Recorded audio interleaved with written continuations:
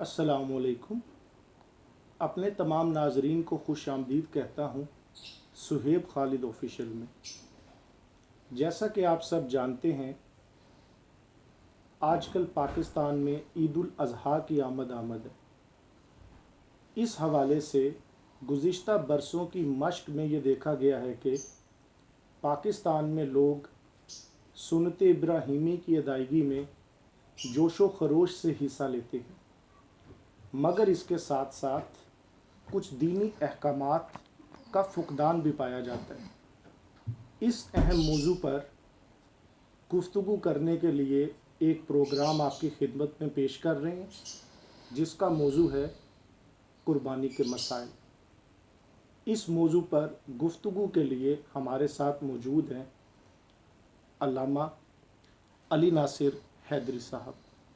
آپ کو باقاعدہ طور پر پروگرام میں خوش آمدید کہتے ہیں۔ پروگرام میں گفتگو کا باقاعدہ آغاز کرتے ہوئے سب سے پہلے علامہ صاحب آپ سے جاننا چاہیں گے کہ عشرہ ذی الحجہ کے فضائل پر روشنی ڈالیے گا۔ نحمدہ ونصلی علی رسولہ الکریم، بسم اللہ الرحمن الرحیم۔ وما خلقت الجن والانس الا لیعبدون۔ اللہ تعالیٰ نے قرآن پاک میں ارشاد فرمایا ہے کہ میں نے جن و انس کو اپنی عبادت کے لیے پیدا کیا ہے۔ پیش تو یہ انسان کا اصل میں مقصد حقیقی دنیا میں آنے کا یہ ہے۔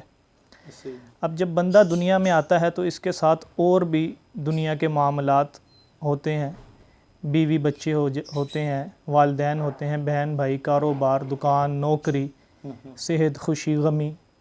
تو جب ان مسائل کی وجہ سے بعض اوقات انسان اپنا جو حقیقی مقصد ہے دنیا میں آنے کا اس سے غفلت میں چلا جاتا ہے۔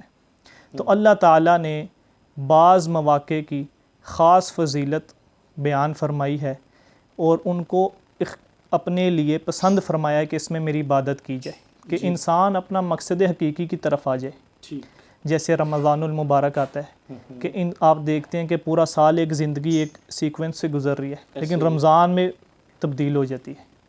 پھر ایسے ہی کچھ مقدس دن آتے ہیں، مقدس راتیں آتی ہیں، تاکہ اللہ تعالیٰ چاہتے ہیں کہ انسان کا جو مقصد حقیقی تھا انسان اس کی طرف آئے، واپس آئے۔ تو اصل میں وقت کے اندر کسی مہینے کے اندر کوئی فضیلت اس کی اپنی نہیں ہوتی۔ تمام مہینے، تمام دن ایک جیسے ہیں، ان سب کو اللہ تعالیٰ نے پیدا فرمایا۔